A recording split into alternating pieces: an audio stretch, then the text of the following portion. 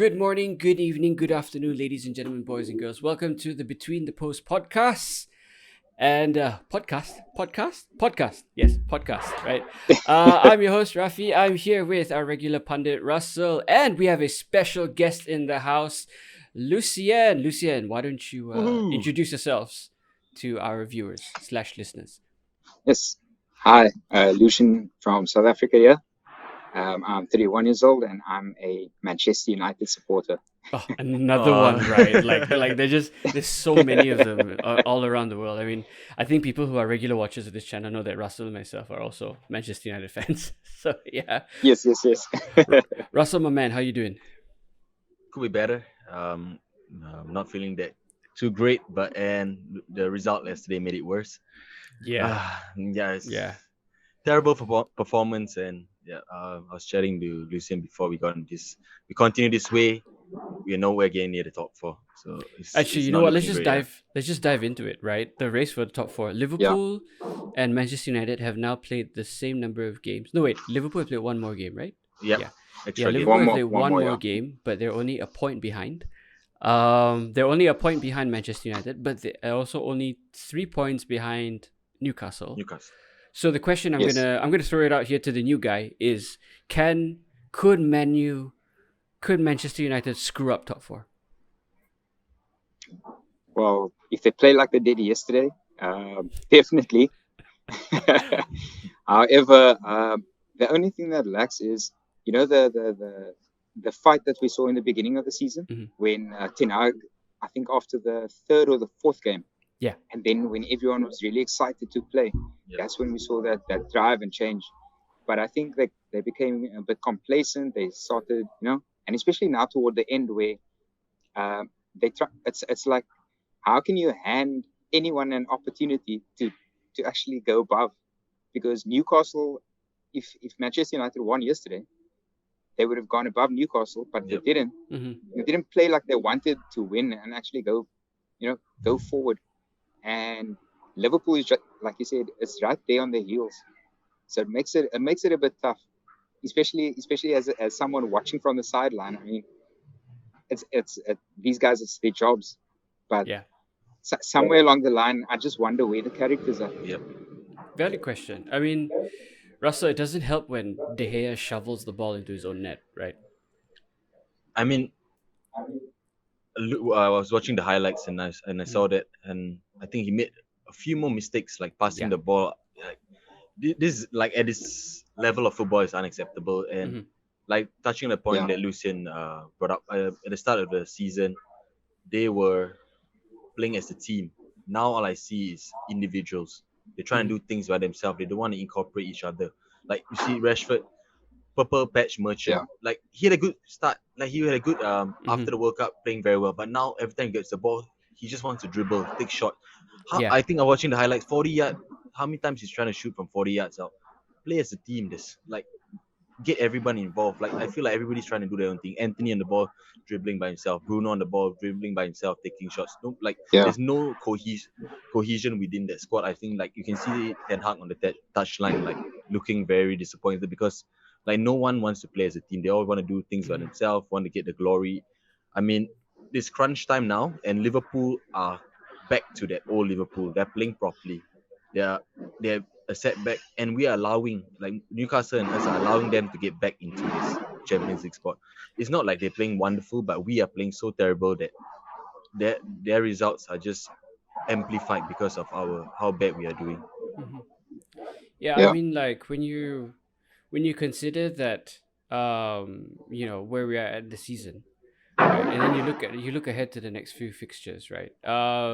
Manchester United have 4 games left. Yes. Wolves, Bournemouth, Chelsea, Fulham, right? We're not counting the FA Cup, but Yeah. like these Yeah. 4 games left.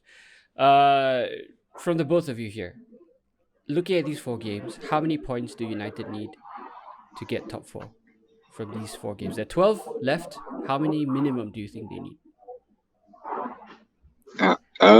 From my side, I would say they need to win all four at this moment. Yeah. They can't afford to lose. They need to really bring out all the big guns. Yep. Mhm. They need to show that, hey, like like like Russell was saying, they Mhm. need to fight for one another. They need to if one guy, if one guy falls, another guy help him up or tell him, hey, get going. Like Yep. you don't have to lie there on the ground. And I mean, we've seen these moments, but these guys really need to fight for one another. Yeah. And also just realize that they are playing for one another and playing as a team, because someone can defend, but someone still needs to go score the goals. Yep. Someone can score the goals, but someone still needs to defend. Yeah. And I will say I was a bit disappointed in the save that David De Gea attempted, because Keyword attempted. it was a one-hand, yeah, Mm. and it was a one-handed save where there's always this question with goalkeepers: why don't they go? Sometimes you can Yep. do a two-handed save. You can do you can go with a better option for the save. Mhm. And if you look at that one goal, actually cost them the game. Yes. Russell, you agree? Man, you need to win all the remaining matches to secure top 4. I think before we played that two matches, one against the one against West Ham and the previously against Brighton, we needed Brighton, 11 points from 5 games. Mhm.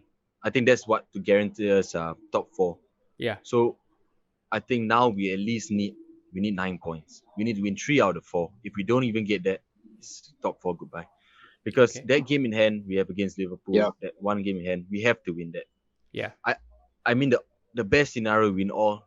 Don't leave it to fate or results on the other side. I don't want that. I don't like that term where people are like, oh, let's hope the other team does this favor for us. I don't like when we have to rely on other teams to do favors for us. We should have the Yeah. fate is in our Yes, yes, hands. yes. We should take full advantage and just win all the games. And touching that same point that Lucien brought up about De Gea, speaking from an ex-goalkeeper, that save I could have done it. Like I think when you get to the high level, these goalkeepers nowadays want to create these highlight reels. Like they overcomplicate the basics. Like they want to do the spectacular. Like they're always thinking about the spectacular. When once you just it's a basic save. Look, if you see the shot, it's not even with a lot of power, not right in the corner. And I mean, he should be doing better. I mean, I don't think he needed to dive. Like if you look at how slow the ball is going, he can just shift his body and catch the ball. He overcomplicated it and he led to a goal. Yeah. Yeah. De Gea he has this in him, like always at the vital times, he always make He a can mistake. drop a clanger, yeah. Yeah, and it always Yeah. somehow causes us to lose. Like I mean, like if he makes this mistake 3-1 up, nobody really talking about it. But the times he make this kind of mistakes, always is that we lose by 1 goal or we lose 2-1. He does a howler. Like Yeah. even I think Antonio scored the second goal. He should be stronger. Like it's so soft. He's so lucky to even get that foul on him. Like Yeah. so like I mean we deserve to lose the game. I'm not gonna say that we played well, we deserve to win. Like West Ham played way better and they deserve to win. They showed that they are fighting. They look like they were fighting for top 4 instead of us. Like they wanted something, instead of like Declan Rice ran the whole midfield, and we are the ones fighting for top 4. I was embarrassed to be by the display from our players. Like very disappointed, embarrassed. Okay. All right. I mean, yeah. Fair enough on all of those points. Should there be any debate about this? Does De Gea stay at Man United? This summer onwards. Even though Ten Hag has come out and said that he wants De Gea to sign a new contract, but it's going to be on reduced terms. I don't think he's going to be a number one. But like, Mr. Ex goalkeeper, yes or no? De Gea deserves to stay. Thank you for his service, but I think it's time to move on. Like he's done well for this club, but I think we need a breath of fresh air. Yeah, it's not only De Gea. There's a lot we have to move on. Move on this United team. Yeah, De Gea is just one of them, but we just have to give Ten Hag what he wants.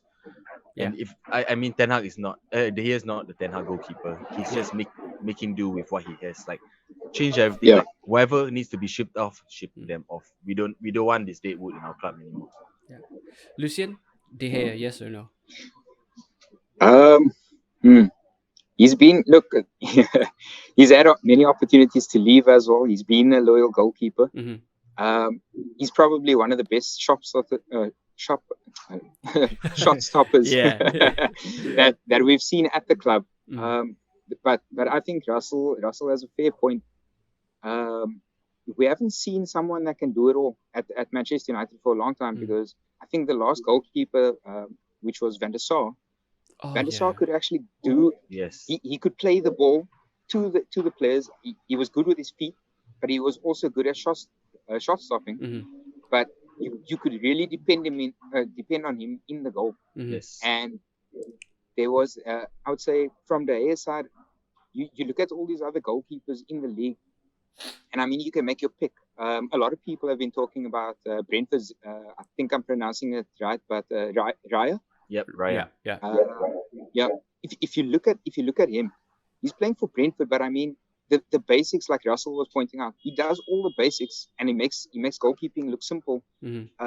Especially being the Brentford goalkeeper, and he doesn't make it easy for anyone to command, to take over to take over in his box, because he commands the control.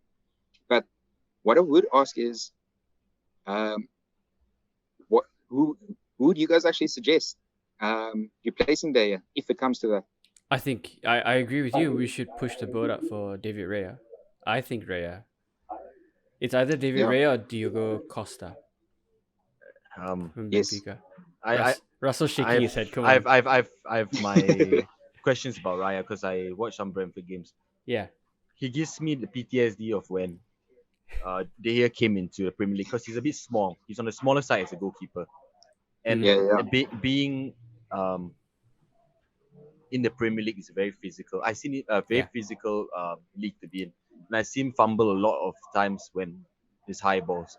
So I'm not confident as for him to be our goalkeeper. I think for me, the number one choice will be Onana from Inter, because he's Ten Hag's past player, knows the system, very good on the feet, very good shot stopping. Good shout. Yeah, good shout. And I think I really want him to come, because I feel like he's lots to prove after that whole scandal with him doing the steroids and stuff. But he has a lot to prove.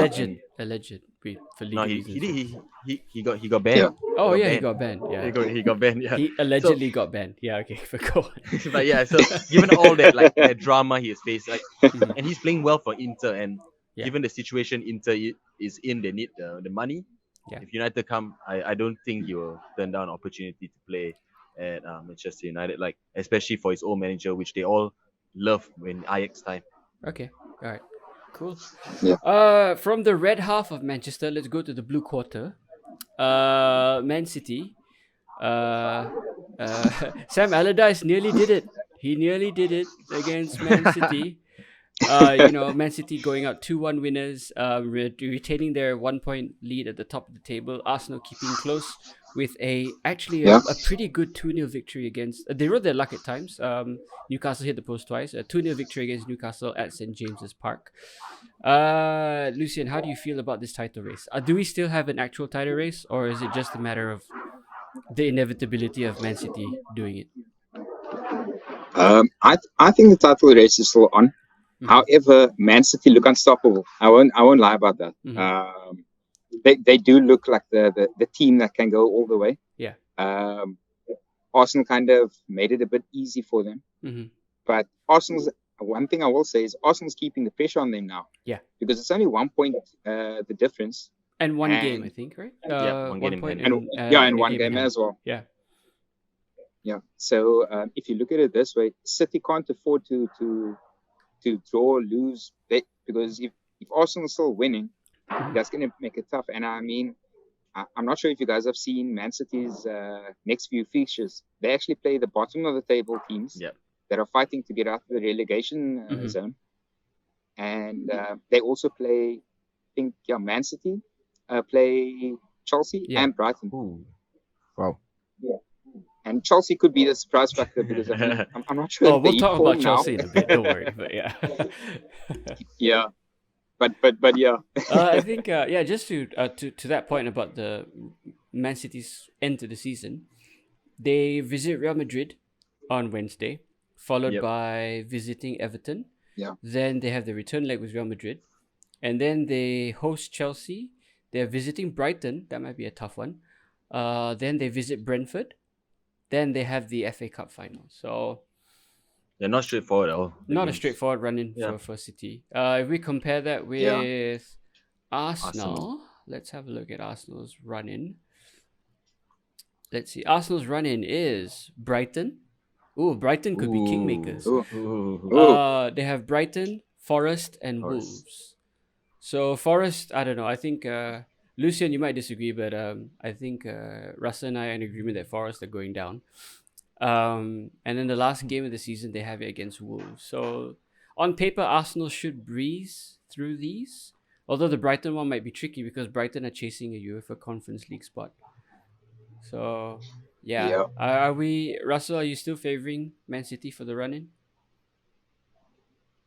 I mean, definitely, because I think watching that the Leeds game, Yeah.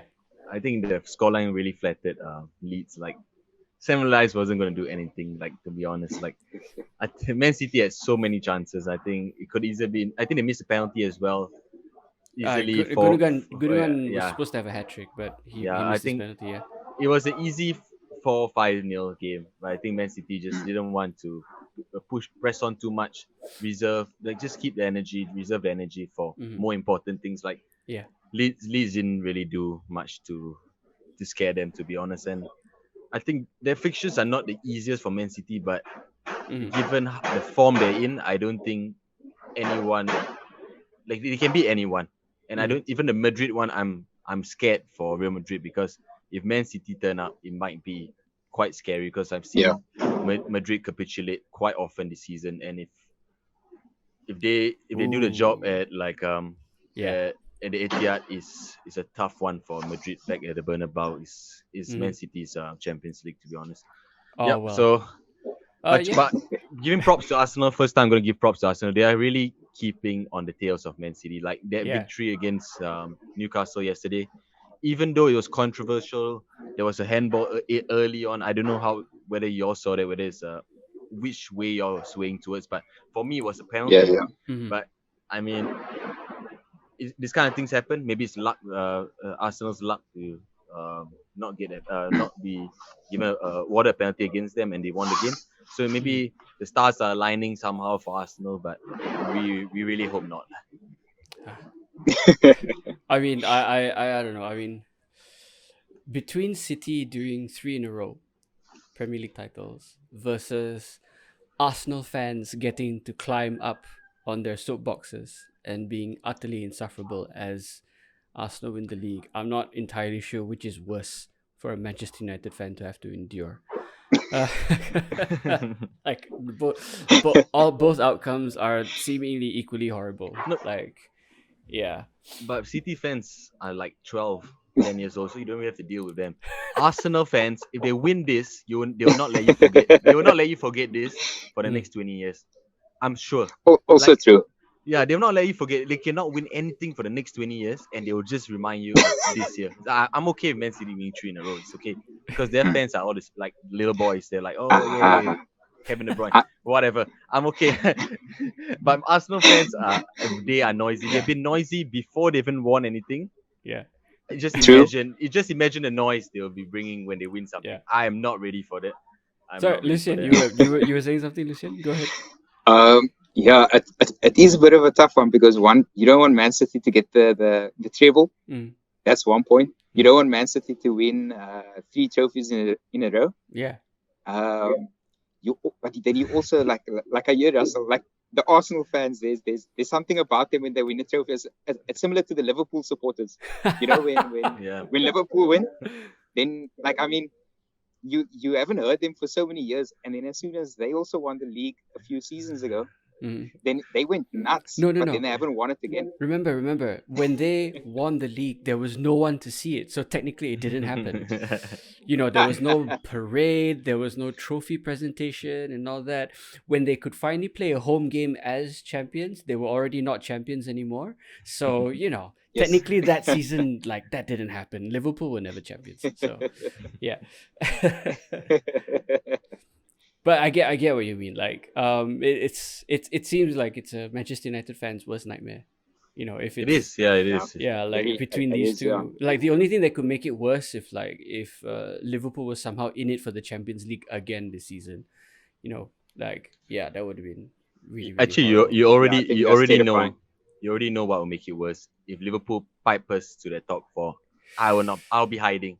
If Arsenal win, Liverpool get the top four, and Man City, I don't know where to go. I might be in my hoodie every day, walking around because they'll be coming for me. I know. I know the things I've said about Arsenal fans. If they somehow do it, I need to go into hiding, man. I need to go into hiding. Okay, let's have a quick look at Liverpool's run-in. They have Leicester City, who are currently fighting for their lives. They have Villa, who are trying to get into the UEFA Europa League. Yep. And they have Southampton, who are basically down. So they have a slightly easier run-in than Manchester United, it seems. But they have to win all 3 games in order to make it into the top 4. So yeah. Ten Hag and the rest of the boys, if you're listening and watching, please don't cock this up. Right, let's go further down the table. Let's have a little word about Chelsea here, because we seem to have a Chelsea segment every single show. 3-1 winners against Bournemouth. If Bournemouth had won that game, they would actually have gone above Chelsea. Chelsea would have been moved down to 13th. Yeah. Yes. But it's okay. Ooh. Frank Lampard has saved them from relegation. They're above 40, the magic 40-point mark. So congratulations to Chelsea for surviving relegation this year. But yeah, 3 goals to 1. Like, it's not been a great end to the season for Chelsea, but do you think, Russell, we'll start with you. Do you think there is a strong basis here for Chelsea's squad for next season? Or is this just a house of cards waiting to fall apart?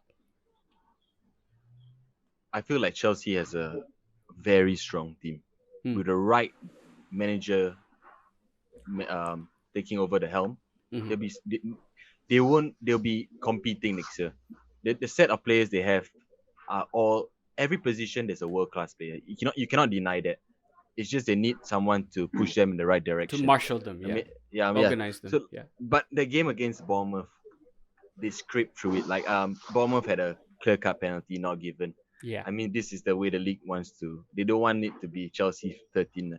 I mean, give them let Lampard escape his 007. He was gonna go 7 games. I think 7 losses or 7. Yeah, I think 7 losses in a row. That's wild. I mean, the players he has, with a competent manager, they will do something. Enzo Fernandez, Madueke, Mudryk, all these are good. Baduashile, Baduashile, and you still have like Chilwell, Felix, Reece James. Yeah, I mean, João Felix on loan, but on loan. Havertz, Mount, Kante. The list goes on. It's all international players. They all play at the highest level. You can't be telling me, oh, these players aren't good enough. I mean, they spend so much money. I just think they just need a manager that helps them gel. Like, I feel what they're lacking is a lot of cohesion within the squad. There's a lot of there's too much competition because there's so many players, so they have to clear a bit. But once you get the good crop of players in, like, just we doesn't need to buy, just get them working. It will be a good squad next year. They'll be scary next year for the right manager. I think Poch is 90%. 90% done. Yeah, 90% done. So, and he's good with. I think he's good in the aspect of getting this bond within teams. Like the Spurs team he had, he managed to get them working very well. They exceeded expectations given that team he had. So now let's see whether with this team, hopefully with the right backing from the owner, doesn't do anything stupid, he can do something well with this Chelsea team. So, Lucien, there have been some suggestions that in spite of how bloated the Chelsea squad is, there's still some big gaping holes in it in terms of like certain positions are not adequately covered or even covered at all. Do you agree with that assessment? Do Chelsea need even more reinforcements? And if they do, where do they need them? At the moment, I would say Chelsea has a team that they lack a lot of experience.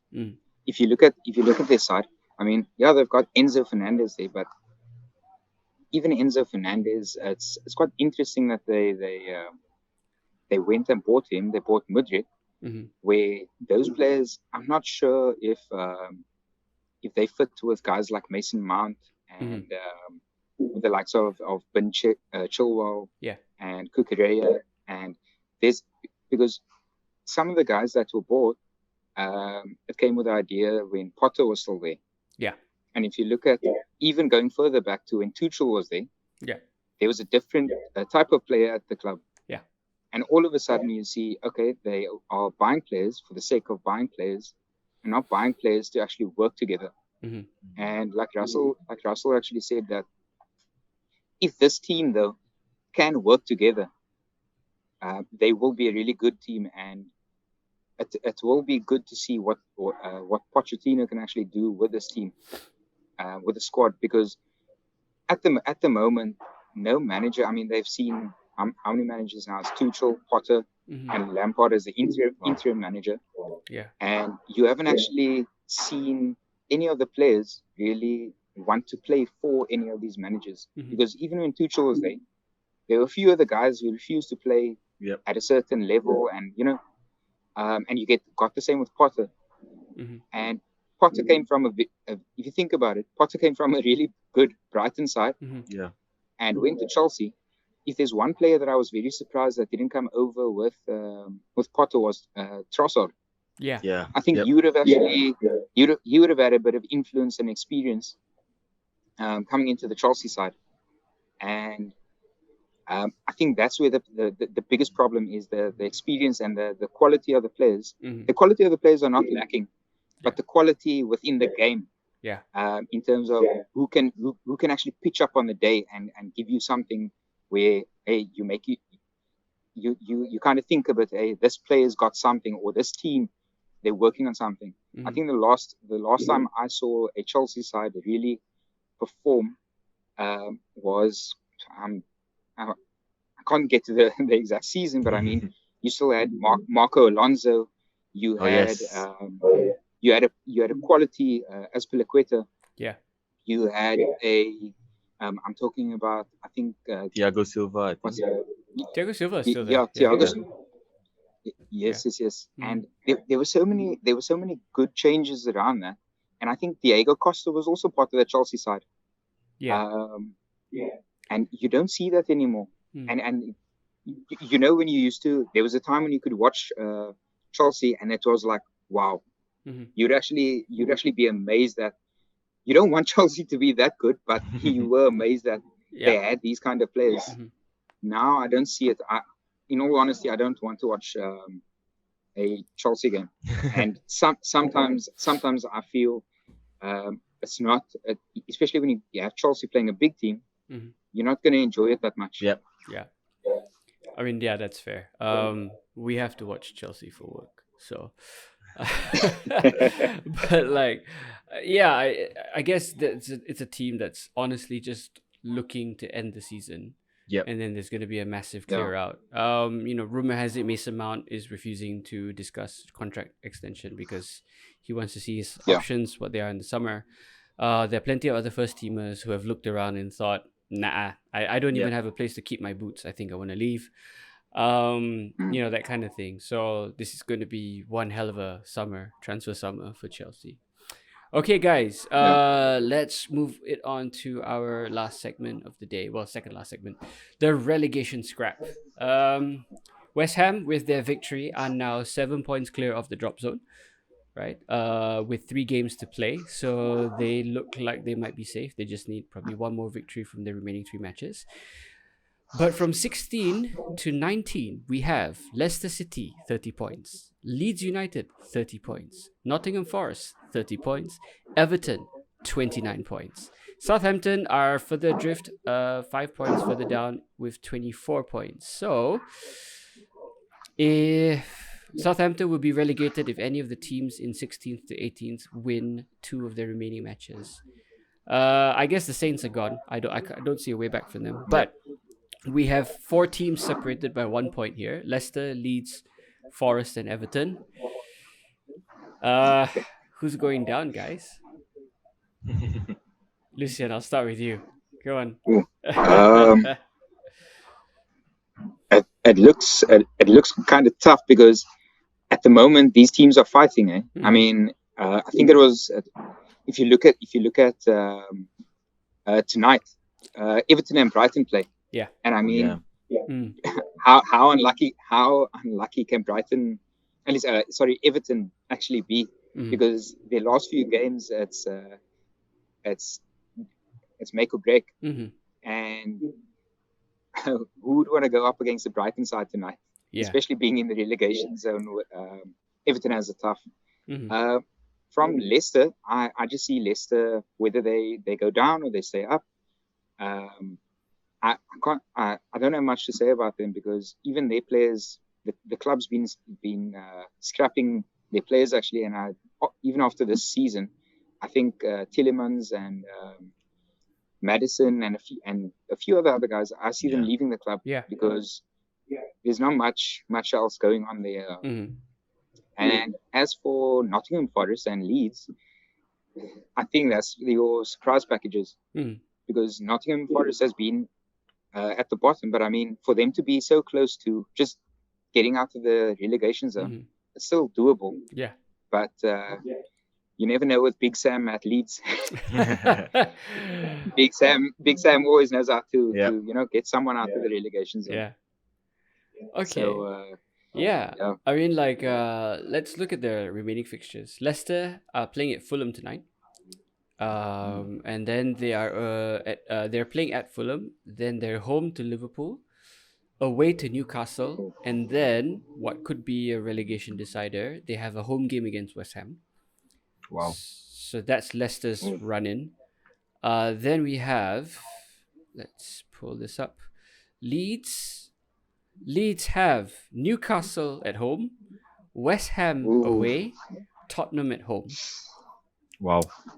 Yeah, also wow, right? Bye. I know, it's crazy. And then let's see. Forest. I think Forest have the worst run-in. Yeah. Okay, they have Southampton. Liverpool. They have Southampton at home. Arsenal. Forest have Southampton at home, Chelsea away, Arsenal at home, and then Palace away. And last but not least, Everton. Everton have Brighton at home, Brighton away tonight, and then they have Man City at home, Wolves away, and then Bournemouth at home. So I think, guys, I think the conclusion is we have no flipping clue what's gonna happen. Would that be a safe thing to say? Yeah. Carry on. I would say on paper, just by hearing Everton's fixture list, on paper, I say Everton. I want Everton to go down. So yeah. I just want Everton to go down. You know, some of their fans rival Arsenal for being like utterly unpleasant, and like their owner is not. Yeah. At least Kroenke doesn't say anything, but Everton's owner is, oh my god, yeah. Just the best club all around, filled with the best people, as Donald Trump would say. Yeah, so I want Everton to go down. As for who I want the other slot, I don't know, I have a soft spot for Forest. Don't really want them to go down. Yeah, I don't want them to go down too. Yeah, but like... Yeah, at least stay one more season. Yeah, but then hey, if Leicester go down, then United could get Tielemans and Madison for cheap. So, yeah. I mean... I wouldn't mind Leeds going down. I wouldn't mind United. Oh yeah, you know what? Tyler Leeds. Adams. Oh my god, Tyler Leeds. Adams. Yeah. But I kind of like Big Sam because he's loud and annoying, and you know. But he won't. Like, but he won't be at the job next year. He's more of that. Okay, once he doesn't do well in the season, he just does well when there's crunch time. So yeah, I mean, Forest are really a surprise package, like what Lucien said. Like they lost to Liverpool 3-2. A lot of people don't realize they can hang with the big guys. Like if they're on it, but somehow they're not. I don't understand. Like, they'll be good. Yeah, they're good. Like they drew with Man City.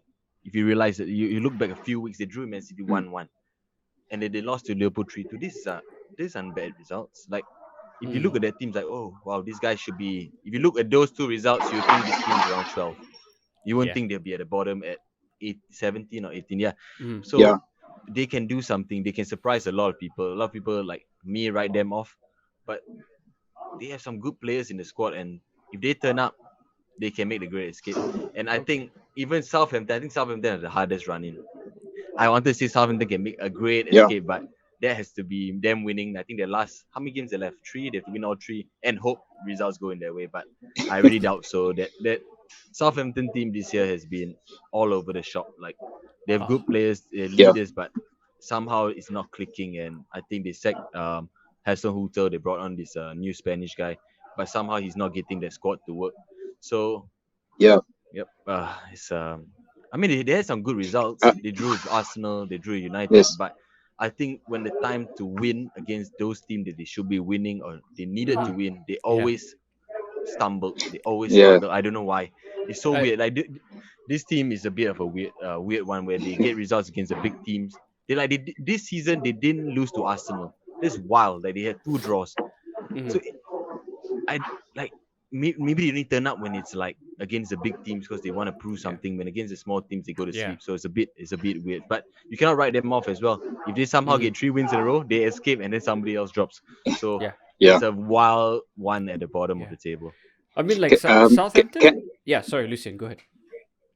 Sorry, can I ask a question? Like just Russell mentioning Southampton.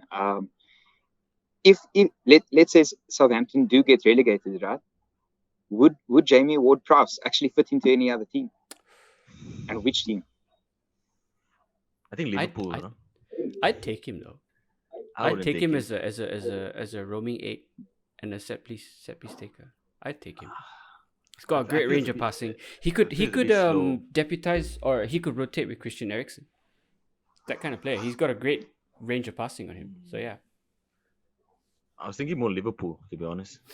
Like well, Liverpool need an entirely new midfield, to be honest. Yeah, so anybody they will take. But the person I'm looking at from that Southampton team that I really want at United is Bella Kotchap, the centre back.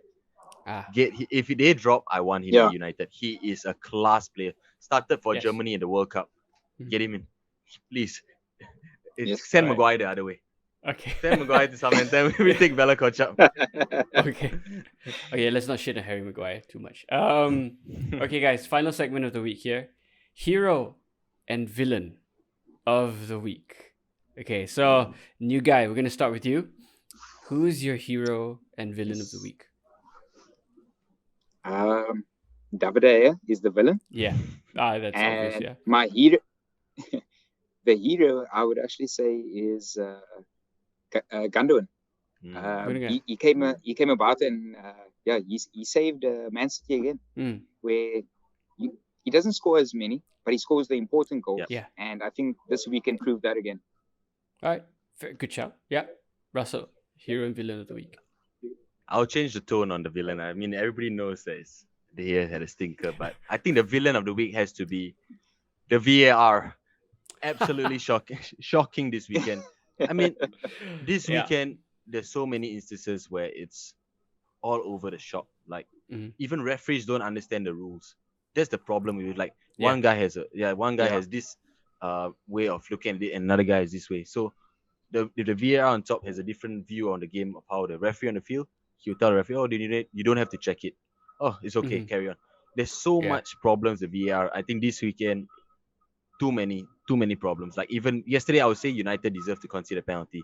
Lindelof, it was a handball. It was a handball, but somehow the VAR said no. I could see it. I think a blind guy can see it's a handball. Yeah, clear handball, and then no. But some other days, a soft one, like like a guy just crosses in the ball, touches the fingers a bit.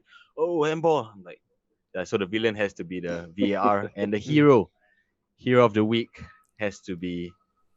I think I'll go with Gundogan as well. I think Gundogan, like Lucien says, scores the goals when it matters. The very important goals, he's there. He's that guy when always in the shadow of the whole team, just doing his own thing. But when it's time for him to step up, he always is there. And when he moves on from Manchester City, it's gonna be tough to replace him because he's a leader on the field, in the dressing room, and like off the field, class act. Like everything you want from a professional footballer is Gundogan. Yeah, I agree with that. Yeah. Well, I'm gonna go for my hero of the week, Big Sam Allardyce, because how good is it having Sam Allardyce back in the Premier League? In his very first press conference, he goes up and he says, "I deserve to be mentioned in the same breath as Klopp, Arteta, and Guardiola." And Guardiola in his press conference was like, "Yeah, he does," and it's like amazing. Just Big Sam is pure theatre. and I love him so much. Like, I mean, not so much when you have to deal with him over the entire season, because he Yeah. gets really, really irritating after like an entire season of him just bitching and moaning about Yeah. everything. You know, it's like he was second only to Harry Redknapp complaining about injuries. Like Harry Redknapp, with this iconic phrase, "Oh, we're down to the bare bones." Like Big Sam is not far behind with like complaining about injuries. Um, but yeah, that's my hero of the week, Big Sam. Love him back in the Premier League, even if it's only for a few games. Yeah, my villain of the week. Actually, I'm gonna spread out the hate here a little bit. Is the goal scorers of the Premier League, right? I think more than half of the matches were only separated by one goal, and even then they were low. Like there were several 1-0s. And I'm just very disappointed in how some of the attacks, Premier League attacks, have not done their jobs this week. Very disappointed in the lack of goals. Call me selfish, whatever, but like, you know, This- yeah, the y'all defense should are have been the defense scoring. are good. I mean, the Uh, defense are stepping up, so you can't blame the attackers.